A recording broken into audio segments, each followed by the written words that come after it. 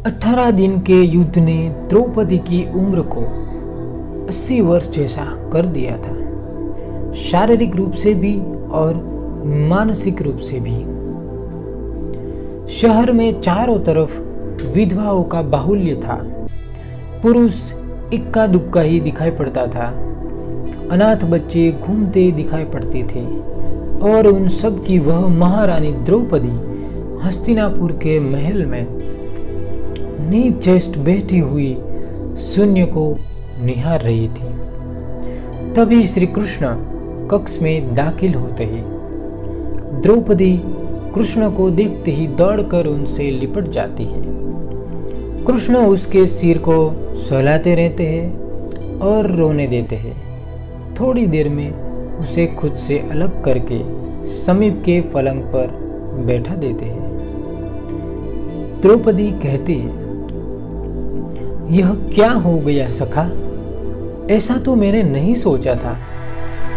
कृष्ण कहते हैं, नियति बहुत क्रूर होती है पांचाली, वह हमारे सोचने के अनुरूप नहीं चलती, वह हमारे कर्मों को परिणामों में बदल देती है। तुम प्रतिशोध लेना चाहती थी और तुम सफल हुई द्रौपदी। तुम्हारा प्रतिशोध पूरा हुआ। सिर्फ दुर्योधन और दुशासन ही नहीं, सारे कौरव समाप्त हो गए। तुम्हें तो प्रसन्न होना चाहिए। तभी द्रौपदी कहती है, सखा, तुम मेरे घावों को सहलाने आए हो या उन पर नमक छिड़कने के लिए? कृष्ण कहते हैं, नहीं द्रौपदी, मैं तो तुम्हें वास्तविकता से अवगत कराने के लिए आया हूँ। हमारे कर्मों के परिणाम को हम दूर तक नहीं देख पाते हैं और जब वे समक्ष होते हैं तो हमारे हाथ में कुछ नहीं रहता। द्रौपदी कहती है, तो क्या इस युद्ध के लिए पूर्ण रूप से मैं ही उत्तरदायी हूँ कृष्ण?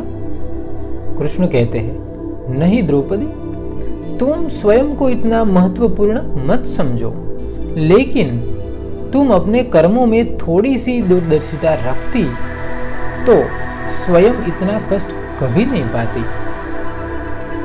कृष्ण आगे कहते हैं, जब तुम्हारा स्वयंवर हुआ तब तुम कर्ण को अपमानित नहीं करती और उसे प्रतियोगिता में भाग लेने का एक अवसर देती तो शायद परिणाम कुछ और होते। इसके बाद जब कुंती ने तुम्हें 5 पतियों की पत्नी बनने का आदेश दिया तब तुम उसे स्वीकार नहीं करती तो भी परिणाम कुछ और होते। और उसके बाद तुमने अपने महल में दुर्योधन को अपमानित किया कि अंधों के पुत्र अंधे होते हैं। वह नहीं कहती तुम्हारा चीरहरण नहीं होता, तब भी शायद परिस्थितियां कुछ और होती। हमारे शब्द भी हमारे कर्म होते हैं द्रौपदी, और हमें अपने हर शब्द को बोलने से पहले तोलना बहुत जरूरी होता है, अन्यथा उसके दुष्परिणाम सिर्फ स्वयं को ही नहीं अपने पूरे परिवेश को दुखी करते रहते हैं। संसार में केवल मनुष्य ही एकमात्र ऐसा प्राणी है जिसका जहर उसके दांतों में नहीं शब्दों में है। इसलिए शब्दों का प्रयोग सोच समझ कर करें। ऐसे शब्द का प्रयोग कीजिए जिससे किसी की भावना को ठेस ना पहुंचे। जय श्री कृष्ण।